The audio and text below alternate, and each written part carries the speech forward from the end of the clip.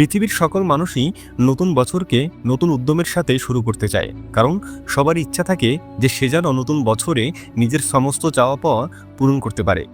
কিন্তু বাস্তবতা হলো, মানুষ কখনোই যা চায় তা পায় না, বরং মানুষ সেটাই পায় যেটা সে পাওয়ার যোগ্য। তবে আর প্রশ্ন হলো, এই নতুন বছরে তুমি এমন কি করবে যার মাধ্যমে তুমি তোমার সমস্ত প্রত্যাশা পূরণ করতে পারবে? কারণ গত বছরও তুমি অনেক পরিকল্পনা করেছিলে, কিন্তু সব পরিকল্পনাই সময়ের সাথে সাথে ভেস্তে গেছে। হয়তো নিজেকে ব্যর্থ মনে হয়েছে, এবং সম্ভবত এই কারণেই অসম্পূর্ণ স্বপ্ন, হতাশার ডিপ্রেশনকে সঙ্গী করে তুমি এই বছরটার শেষ প্রান্তে এসে দাঁড়িয়েছ। কিন্তু এবার মনোযোগ দিয়ে শোনো, তোমার অতীত তোমার পরিচয় নয়, তোমার ভুলগুলো তোমার ব্যর্থতা নয়, বরং এগুলো পুরনো অভিজ্ঞতা, যাকে বলতে পারো লাইফ লেসন। আর এই বছরটা তোমার জীবনের একটা পরীক্ষা, যেই পরীক্ষায় তুমি হয়তো জিতবে, নয়তো শিখবে, কিন্তু বসে থাকার কোনো সুযোগ নেই। কারণ জীবন থেকে একটা বছর হারিয়ে ফেলা মানে নিজের অনেক বড় লোকসান করে ফেলা। আর এমনটা যেন না হয় তা নিশ্চিত করতেই আমাদের আজকের এই ভিডিও। যেই ভিডিওতে আমি তোমাদের সাথে এমন কিছু কথা শেয়ার করব যেগুলো মেনে চলতে পারলে তোমার এই অগোছালো জীবনটা একটা ডিসিপ্লিনের মধ্যে চলে আসবে। বেশি না, আমাকে জাস্ট কয়েকটা মিনিট সময় দাও। এই কয়েক মিনিটের মধ্যেই আমি তোমাকে এমন কিছু ডিসিপ্লিনের সাথে পরিচয় করিয়ে দেব যেগুলো তোমাকে আগের চেয়ে অনেক বেশি অ্যাক্টিভ করে তুলবে, এবং হয়তোবা তোমার একটি বছরকে নষ্ট হওয়ার হাত থেকে বাঁচাবে। তাই ধৈর্য ধরে শেষ পর্যন্ত আমার সাথেই থাকো। Number 1, a new mind set up. প্রথমে তোমাকে এটা জানতে হবে যে আসতে চলা নতুন বছরটিকে তুমি কিভাবে কাজে লাগাবে। তোমার লক্ষ্য কি, এবং সবচেয়ে ইম্পর্টেন্ট এটা খুঁজে বের করা যে কেন গত বছরে তুমি নিজের লক্ষ্যে পৌঁছতে পারোনি। ব্যাস, এই প্রশ্নগুলোর উত্তর পেয়ে গেলে তোমার কাজ অনেকটাই সহজ হয়ে যাবে। কারণ সমস্যার সমাধান করার চেয়ে সমস্যার কারণ খুঁজে বের করা বেশ কঠিন। আর একবার তুমি যদি তোমার সমস্যাগুলো খুঁজে পেয়ে যাও, তাহলে সেটার সমাধান অটোমেটিক তোমার মাথায় চলে আসবে। কিন্তু বেশিরভাগ মানুষই তা করে না, বরং নতুন বছর শুরু হতে না হতেই বড় বড় সিদ্ধান্ত নিয়ে নেয়। কেউ বলে এবার থেকে প্রতিদিন ভোর 5টায় ঘুম থেকে উঠব, কেউ বলে এবার থেকে পড়াশোনা কিংবা ক্যারিয়ারে ফোকাস করব। কিন্তু আসল কথাটা কি জানো? জীবন কখনো সিদ্ধান্তে না, জীবন পাল্টায় সিচুয়েশন হ্যান্ডেল করার মাধ্যমে। তাই যে কোনো সিচুয়েশনে ডিমোটিভেটেড না হয়ে তোমার উচিত কনফিডেন্সের সাথে সেগুলো হ্যান্ডেল করা। Number 2, restart your body. তুমি যতবারই স্বপ্ন দেখো না কেন, যদি তোমার শরীরটা ঠিক না থাকে, তাহলে সেই সব স্বপ্ন কেবল স্বপ্নই থেকে যাবে। আলসেমিয়ার অসুস্থতায় ভরা একটা শরীর নিয়ে তুমি কখনোই এগিয়ে যেতে পারবে না। শরীর যদি সঙ্গ না দেয়, তবে দুনিয়ার কোনো মোটিভেশনই তোমার কাজে আসবে না।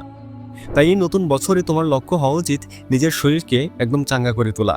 তুমি হয়তো ভাবছো এখন তো তরুণ আছি, পরে দেখা যাবে, কিন্তু বাস্তবতা হলো তোমার এই শরীরটা একটা ভাড়া করা গাড়ির মতো নয় যে পুরনো হলে পাল্টে ফেলবে। এটা তোমার একমাত্র বাহন, যা জীবনের শেষ দিন পর্যন্ত তোমার সঙ্গে থাকবে। তুমি যদি এটাকে অবহেলা করো, ভুলভাল খাবার এবং অনিদ্রায় এর 12টা বাজিয়ে দাও, তাহলে 30 থেকে 40 বছর বয়সে গিয়ে তোমাকে বিরাট মাসুল গুনতে হবে।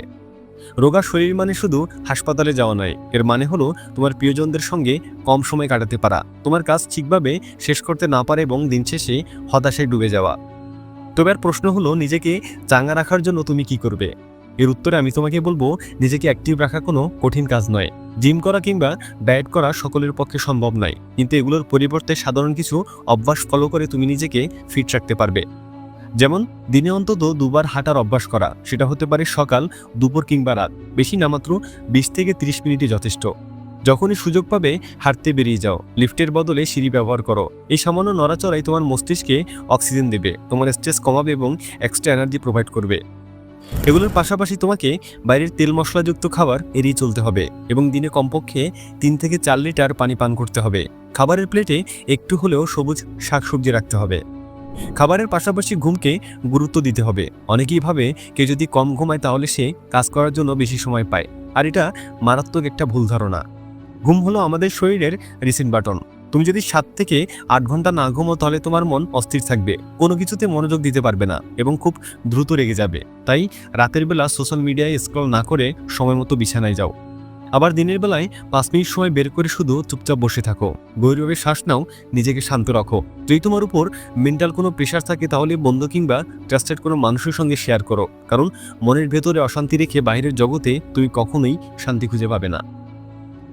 Number 3, try to develop your skills. শোনো, একটা কথা খুব পরিষ্কার করে বলে রাখি, সময়ের সাথে সাথে পৃথিবীর পরিস্থিতি বদলে যাচ্ছে, সুতরাং তোমাকেও সেই পরিবর্তনের সাথে খাপ খাইয়ে চলতে হবে। কিন্তু তুমি যদি সেটা না করে নিজের জায়গায় স্থির হয়ে থাকো, তাহলে প্রতিযোগিতা থেকে অনেকটাই পিছিয়ে পড়বে। তোমার ডিগ্রি বা তোমার পুরনো অভিজ্ঞতা তোমাকে হয়তো একটুখানি এগিয়ে নিয়ে যাবে, কিন্তু এই প্রতিযোগিতার বাজারে টিকে থাকতে এবং জীবনে সফল হতে হলে তোমাকে প্রতিনিয়ত কিছু না কিছু শিখতে হবে, নিজেকে ডেভেলপ করতে হবে। তোমার স্কিল বা তোমার দক্ষতা হলো সবচেয়ে বড় অস্ত্র, যা তোমার ভবিষ্যৎকে সুরক্ষিত করবে। তাই প্রথমে খুঁজে বের করতে হবে কোন দক্ষতা তোমাকে সামনের দিকে নিয়ে যাবে, কিন্তু এই খোঁজটা যেন অন্ধের মতো না হয়। তাই দুটো দিকে মনোযোগ দাও। 1. ভবিষ্যতের ডিমান্ড। ভেবে দেখো আগামী 5 বছরে তোমার কাজের জগতে বা তোমার আগ্রহের ক্ষেত্রে কী কী জিনিসের চাহিদা বাড়বে।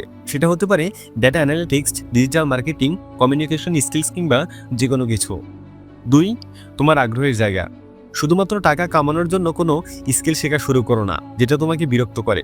এমন কিছু শেখো যা করতে তুমি আনন্দ পাও। যখন তুমি নিজের পছন্দের বিষয়ে দক্ষতা অর্জন করবে, তখন সেটা তোমার কাছে আর কাজ মনে হবে না, বরং একটা প্যাশন হয়ে দাঁড়াবে।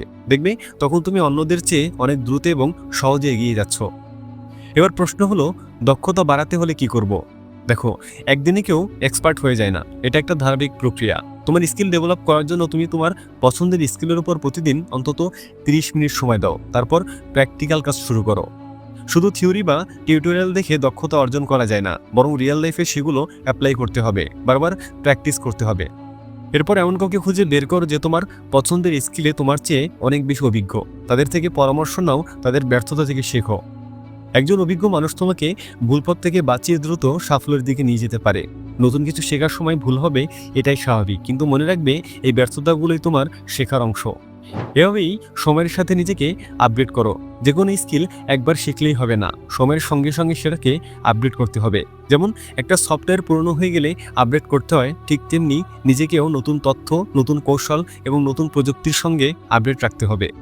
মনে রেখো, তোমার সবচেয়ে বড় বিনিয়োগ হওয়া উচিত নিজের উপর, নিজের দক্ষতার উপর। এই দক্ষতা একবার তোমার হয়ে গেলে কেউ তা তোমার কাছ থেকে কিনে নিতে পারবে না। এটাই তোমার আসল স্বাধীনতা।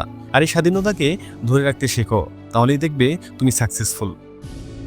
আশা করি আমাদের আজকের ভিডিওটি তোমাকে নতুন বছরে একটি সঠিক গাইডলাইন তৈরি করতে সহায়তা করবে এবং সেই গাইডলাইন ফলো করে তুমি তোমার স্বপ্ন পূরণ করতে পারবে। অনেক অনেক শুভকামনা জানিয়ে আজকের মতো বিদায় নিচ্ছি। দেখা হচ্ছে পরবর্তী ভিডিওতে। ততক্ষণ পর্যন্ত সাবস্ক্রাইব করে নগর বাস্কবের সাথেই থাকো। Thanks for watching.